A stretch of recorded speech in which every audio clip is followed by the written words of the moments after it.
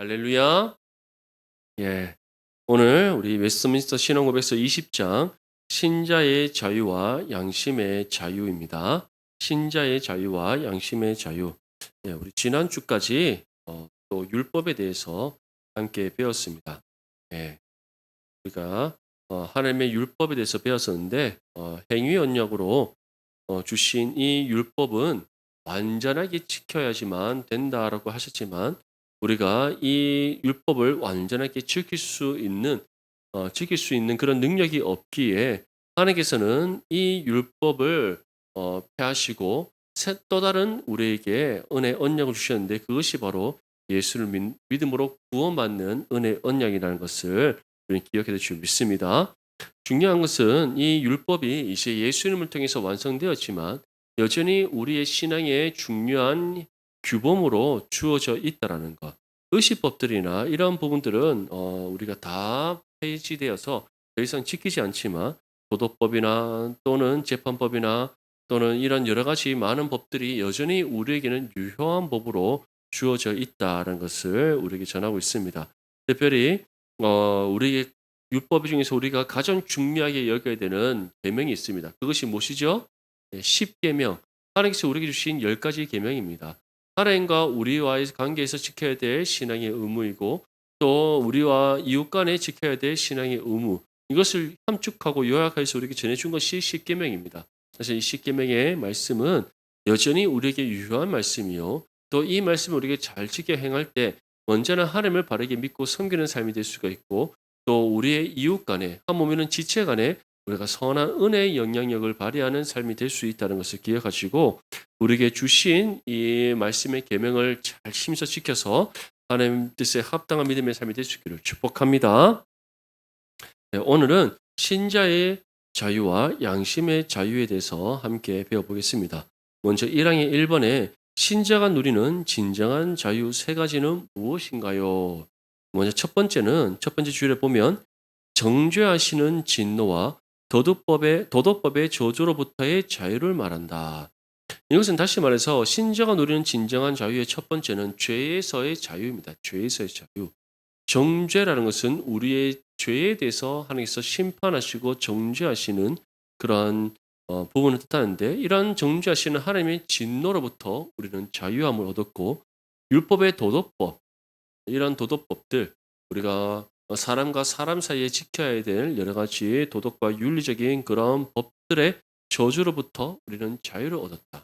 그래서 실제적으로 우리는 이러한 부분의 자유를 얻었기 때문에 결국 율법의 행위로서 구원받는 것이 아니라 은혜로서 구원받고 또 은혜로 구원받은 우리에게는 더 이상 이것이 하나님의 심판의 정죄의 기능으로 주어지지 않는다는 겁니다. 물론 우리가 하나님의 뜻대로 살아가지 않을 때 하나님께서 우리로 하여금 책망하실 때도 있고 또 책망하심에도 불구하고 우리가 돌이키지 않고 회개하지 않을 때 하나님께서 우리를 심판하셔서 우리를 징계하실 수는 있지만 그것을 정죄하시지 않는 겁니다.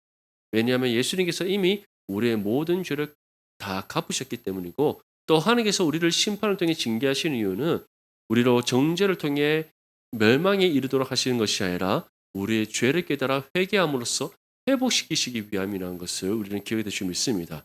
그래서 우리 첫 번째로는 바로 죄로부터 자유를 얻었다. 두 번째 줄과 세 번째 줄에 있는데 하나님께 자유롭게 나아가는 것과 자발적인 마음으로 하나님께 순종하는 것이다.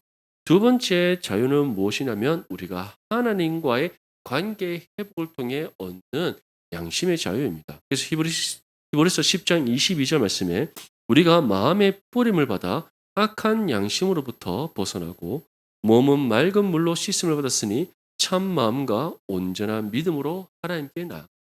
첫 번째는 죄로부터 자유를 얻었다면 두 번째는 바로 죄에 대한 양심으로부터 우리가 자유를 얻는 겁니다.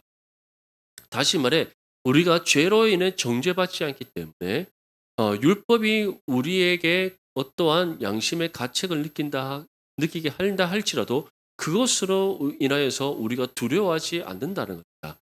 그래서 우리는 더 이상 율법에 의한 그런 양심의 죄책을 느끼는 것이 아니라 성령께서 우리에게 주시는 신앙의 양심에 대한 자책을 느끼는 겁니다. 우리가 율법을 지키지 않는다고 해서 하나님 앞에 심판받습니까? 아닙니다. 율법은 우리에게 중요한 삶의 지침으로는 주어져 있지만 그것을 지키느냐 지키지 않느냐가 우리의 구원과는 상관없기 때문에 우리가 율법을 지키지 않는다라고 해서 하나님 앞에 정죄받는 것은 아닙니다. 하지만 구원받은 하나님의 자녀로서 말씀의 뜻을 따라 살아가지 않을 때 어떻습니까? 성령께서 우리의 신앙의 양심을 불러일으키셔서 회개의 심령 가운데 하나님 앞에 우리의 죄를 자복함으로 죄 용서의 은혜를 구하게 하신다는 것을 기억하게 됩니다. 그래서 우리가 악한 양심, 이것은 죄에 대한 양심, 다시 말해 우리가 이전에 갖고 있던 그런 우리가 율법에 의한 그런 양심으로부터 우리는 자유를 얻었다.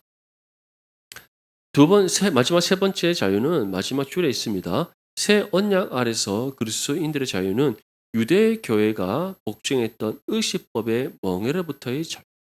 의식법의 멍에로부터의 자유.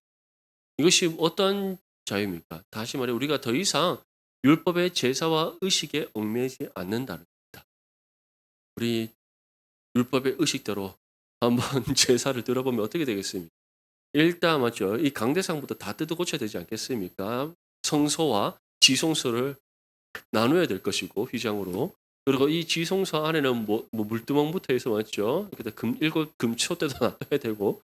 그다음에 이 교회 바깥에는 교회 이 안에는 손 씻는 것과 여러 가지 기능 놔두고 바깥에는 각을 뜨는 그런 제단과 이런 거 다 준비해야 됩니다. 맞죠?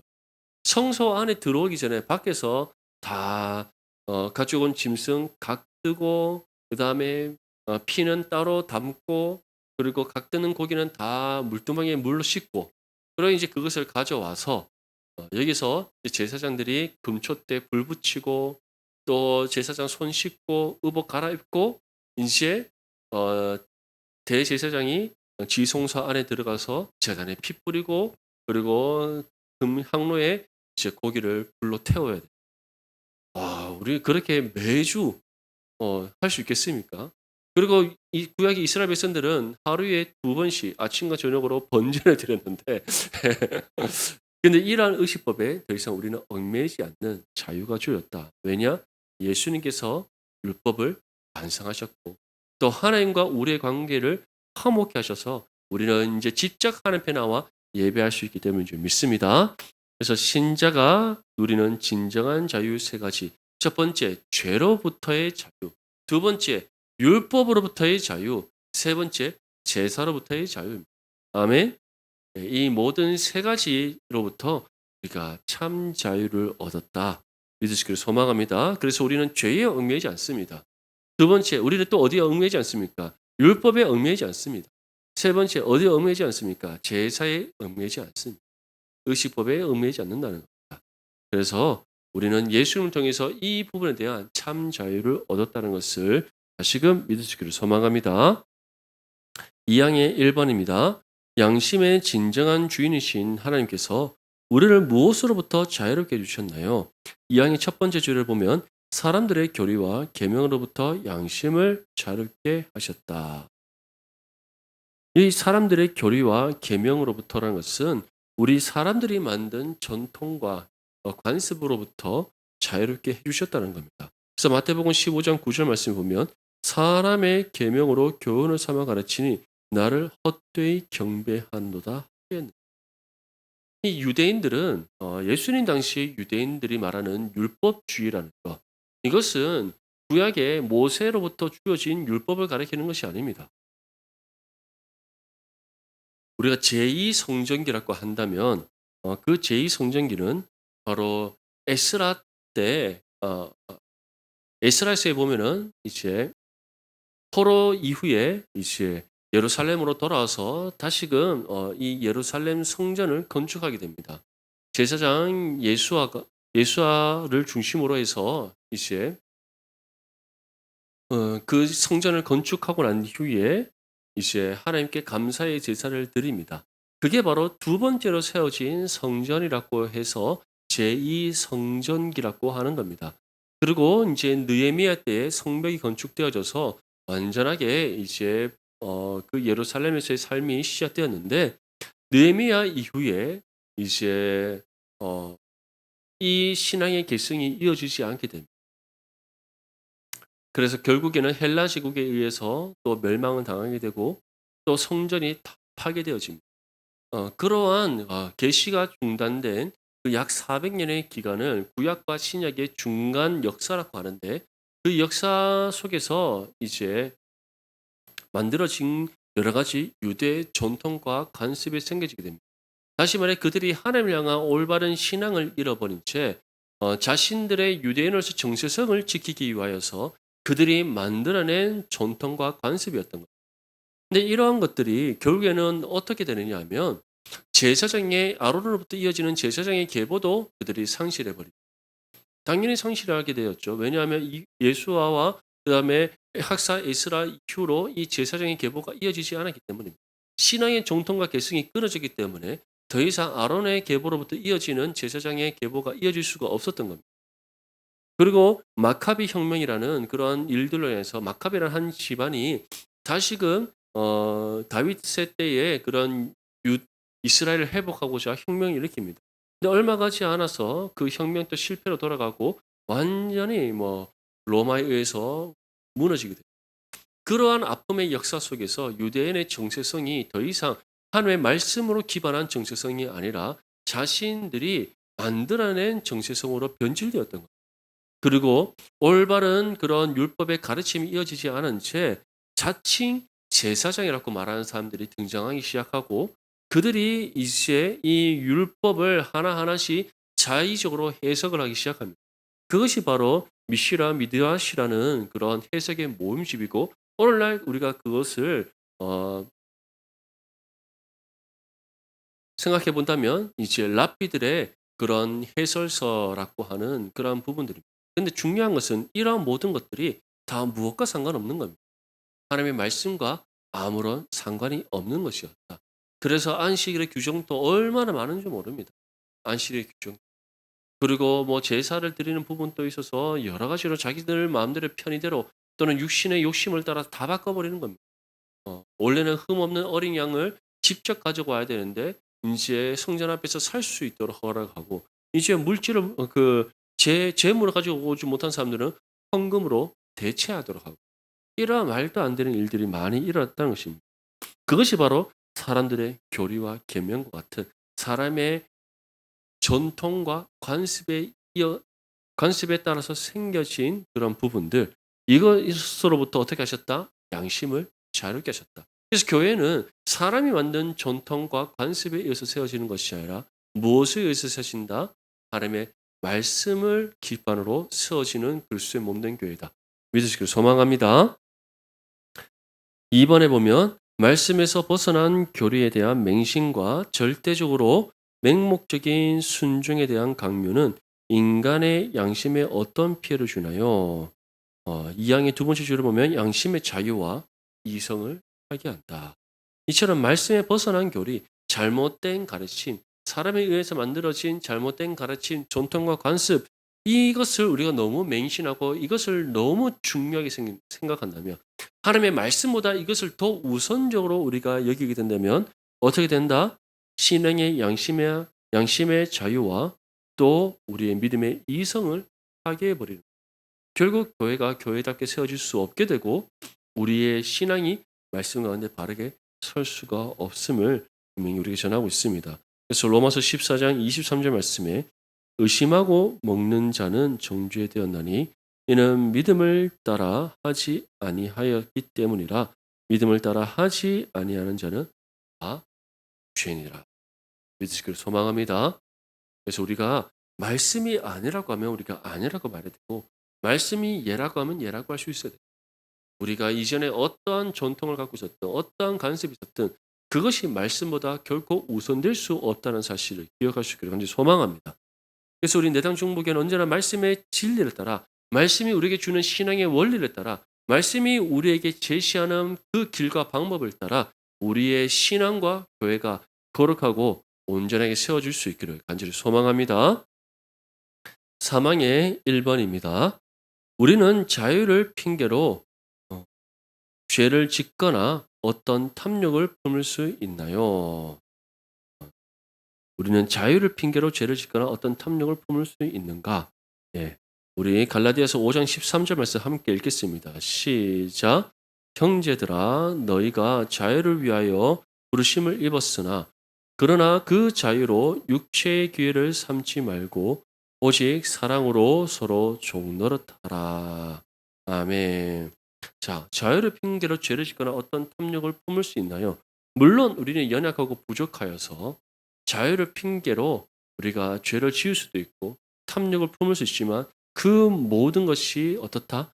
하나님 앞에서 합당하지 않다. 그래서 사망의 첫 번째 줄에 보면 그리스도인의 자유를 핑계로 삼아 어떤 죄를 짓거나 어떤 탐욕을 품는 자들은 그것에 의해서 그리스도인의 자유의 목적을 발견. 결코 하나님 앞에 합당하지 않다는 것을 기억할 수 있기를 바랍니다. 그런데 사람들은 너무나도 우리가 타협을 쉽게 합니다. 타협을 너무나도 쉽게 합니다. 정말 우리가 하나님 앞에 핑계 대는 것들을 한번 되짚어 본다면 천 가지 만 가지라는 것을 알 수가 있습니다. 맞죠? 천 가지 만. 제가 어렸을 때 저는 집에 이제 교회를 마치고 예배를 드리고 주일학교 예배를 마치고 집에 갔는데 열쇠를 잃어버렸어요. 저희 때는 뭐 열쇠를 열쇠 고리 이렇게 그 뭐죠? 허리띠 있는데 이렇게 차는 거 아시죠? 이렇게 그거 항상 어릴 때 다 달고 다녔죠. 잃어버리지 말라고.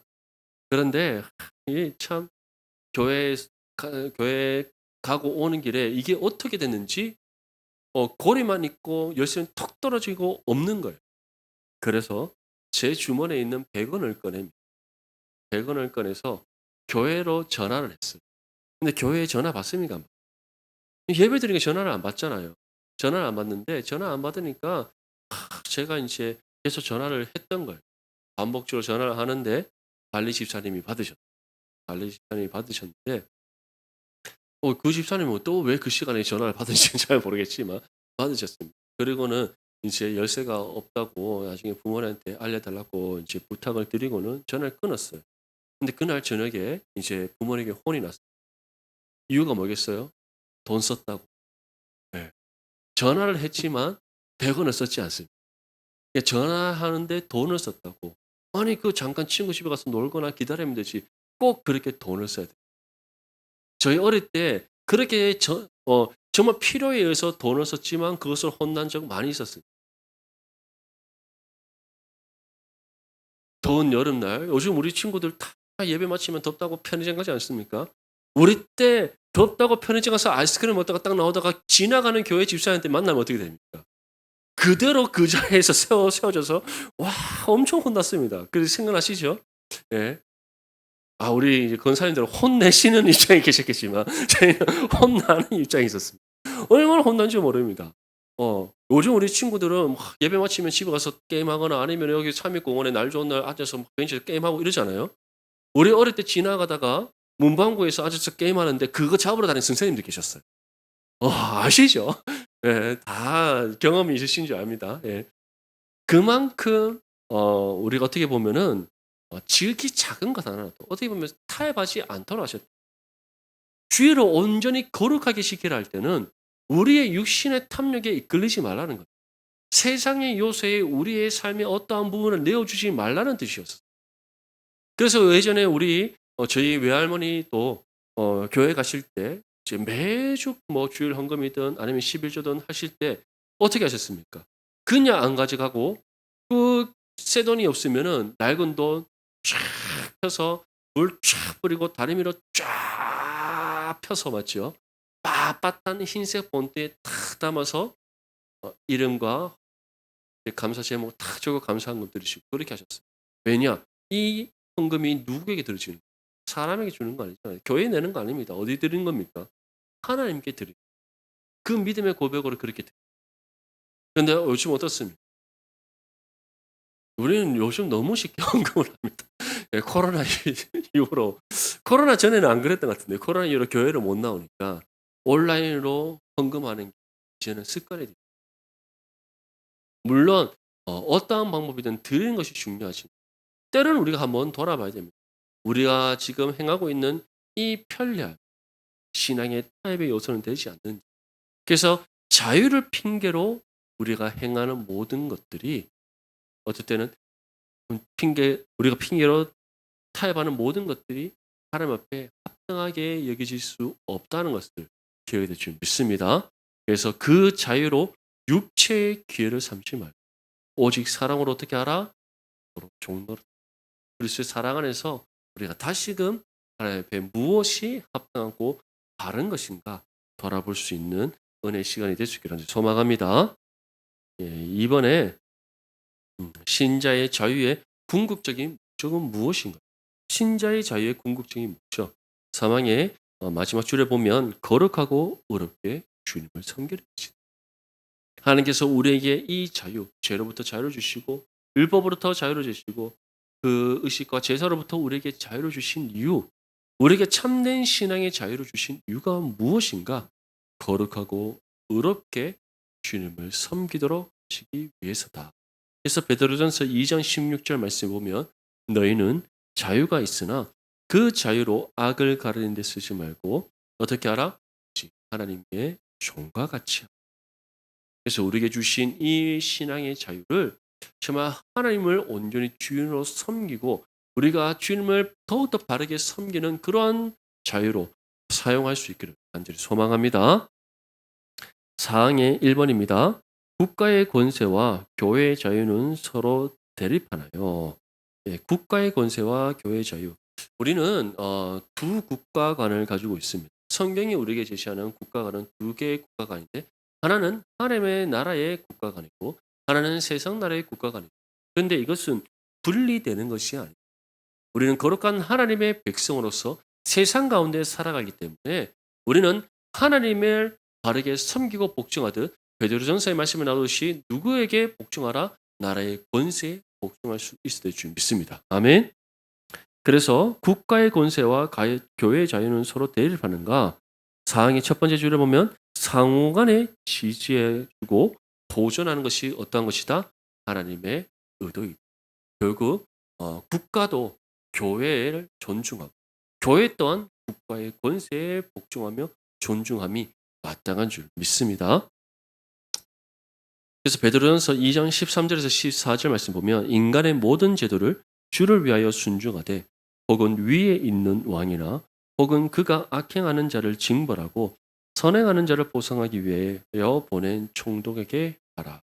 이것은 곧 예수님께서 가이사의 것은 가이사의 것으로 하나님의 것은 하나님의 것으로 하라고 말씀하셨듯이 우리는 교회의 권세에 복종하듯 하나님께서 세우신 나라의 권세에도 복종할 수 있어야 된다는 겁니다. 그런데 오늘날 우리 대한민국뿐만 아니라 요즘 여러 많은 세계 정세를 보면 너무나도 대립이 강한 것 같아요. 좌우의 이념의 대립 또는 지역 간의 대립, 세대 간의 대립 너무나도 심한 것 같아요. 근데 교회는 그렇게 해서는 안 됩니다. 물론 교회 안에도 다양한 생각들, 다양한 관점들을 가지고 있습니다. 서로 달라요. 어떤 사람은 보수적인 사람이 있으며 어떤 분은 진보적인 분이 있고 또 어떤 분은 또 사회 개혁을 외치는 분이 있다면 또 다른 분은 그러한 것들을 또 싫어하는 분들도 있습니다. 얼마나 다양한 사람들이 있는지 몰라요. 요즘 청년들은 정말 가지각색입니다. 포스트 모던주의라고 하잖아요. 요즘 세상을 포스트 모더니즘 그런 세상이라고 말하는데 포스트 모더니즘을 한 가지로 딱 정리하자면 절대적인 기준이 없는 사람, 기준이 없는 세상. 그래서 절대적인 가치 진리를 부정하는 세상이 포스트 모더니즘. 그래서 포스트 모더니즘이 가장 싫어하는 것이 바로 기독교예요. 다시 말하면 성경을 말씀의 진리를 가장 싫어합니다. 그래서 포스트 모더니즘을 주창하는 모든 사람들이 바로 하나님을 부정하고 그래서 무신론에 많이 빠져 있는 그런 특징들을 볼 수가 있습니다. 그런데 그러한 사상과 또는 그러한 사고방식을 가지고 살아가고 있는 세대가 오늘날 우리가 말하는 MZ세대. 내가 생각하는 것이 옳다 여기는 애들이에요. 부모님이 아무리 공부를 하려면 책상을 정리해야지. 나는 책을 겹쳐서 보는 것이 편합니다 하는데 이건 통하지 않는 겁니다. 왜냐? 그것이 자기들이 생각하는 진리이기 때문에. 내가 생각하는 것이 곧 진리다. 내가 편한 거. 아니 우리는 정리정돈 깔끔하게 해서 공부하면 얼마나 좋습니까? 맞죠? 좀 공부 계획표 쫙 세워서 공부하면 얼마나 좋습니까? 근데 나는 뭐 책을 좀 이렇게 여러 개 펼쳐서 공부하는 게 더 잘 공부가 되고 계획을 세우기보다 내 편한 대로 오늘 잠깐 수학 공부하다가 갑자기 사회가 생각나네. 사회 좀 공부하다가 막 이래 공부하는 게 더 좋다는 겁니다. 이해되십니까? 이해 안 되죠? 근데 그게 요즘 MZ 세대 애들이 그런데 중요한 것은 그런 애들이 얼마나 다양한 생각을 갖고 있습니다. 요즘은 20대, 10대, 30대 걔들 그런 세대들끼리도 생각이 통합이 안 돼. 다 다르기 때문에. 그래서 우리는 무엇으로 생각을 하나로 맞춰야 되는가? 말씀의 진리로 우리의 생각과 뜻을 합해야 될 줄 믿습니다. 아멘. 근데 중요한 것은 세상이 우리가 원하는 대로 돌아갑니까? 아니죠. 대통령이든 나라의 위주자든 뭐는 기업이든 회사든 어떤 거든 우리 뜻대로 되는 것이 있습니까? 없다라는 거예요. 그런데 그렇게 되게 하시니까 누구시다? 하나님이신 믿으시길 소망합니다.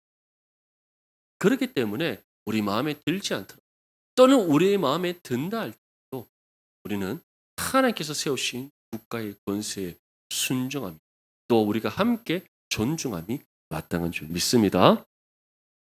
이번에 자유를 핑계로 국가의 질서와 교회의 질서를 어지럽혀도 되나요? 사항이 두 번째 줄에 보면 교회적이든 간에 어떤 합법적 권세와 그 권세의 합법적 행사를 반대하는 사람은 누구나 하나님의 규례에 반항하는 것. 제2차 세계대전 때 히틀러 정권이 그 나치즘이 교회를 굉장히 핍박을 했습니다. 종교의 자유를 억압을 하고 그러한 독재 정권을 펼칠 때에 교회에도 세 가지 분류로 나뉘어집니다. 정부에 기승하는 세력, 다시 말해 말씀의 진리고 하나님이고 다 필요 없다. 일단 살고 봐야 된다. 그래서 그냥 나라에 타협하는 그런 독재 정권에 타협하는 그런 세력이 또 다른 한 세력은 핍박을 받고 내가 생명을 1년 안에 있더라도 우리는 신앙을 지키고 교회를 지켜야 돼. 대신에 무력으로 또는 물리적으로 우리는 대항하지 않는다. 순교자의 정신으로 우리는 나아간다. 그러한 분류가 있습니다. 또는 아니다. 예수님 시대 때 SN파처럼 우리는 할 수만 있다면 무력으로 저 독재 정권을 우리가 타파하여서 신앙의 참된 자유와 또 이 나라의 참된 자유의 주권을 회복해야 돼. 보네퍼 같은 그런 목사님들이 있었습니다. 성경은 이 세 가지의 분류 중에서 무엇이 옳다라고 말씀하고 있습니다. 예수님의 말씀처럼 세상의 권력을 물리적으로 해결하려고 하는 물리적으로 우리가 굴복시키려고 하는 그래서 베드로가 예수님께서 잡히시던 날 밤에 제사장의 종의 귀를 잘랐다. 예수님께서는 책망하셨다는 것을 기억할 수 있기를 바랍니다. 참된 믿음의 성도는 순교자의 심정, 순교자의 자세. 오히려 국가의 질서가 우리의 생각과 다르고 또는 교회가 어려움을 겪는 일이 있다 할지라도 자유를 핑계로 우리가 국가의 질서를 어지럽히거나 그렇게 물리적으로 대항함이 옳지 않다는 것을 기억할 수 있기를 바랍니다. 그래서 히브리서 13장 17절 말씀에 너희를 인도하는 자들에게 순종하고 복종하라. 너희를 인도하는 자. 이것이 어떠한 사람이든 상관이 없습니다. 가이사의 것은 가이사에게로 말씀하신 이유가 무엇이겠습니까? 로마의 법이 너희에게 부당하게 여기고 로마가 너희의 주권을 빼앗고 로마가 너희를 억압한다 할지라도 복종하라는 거예요. 왜냐?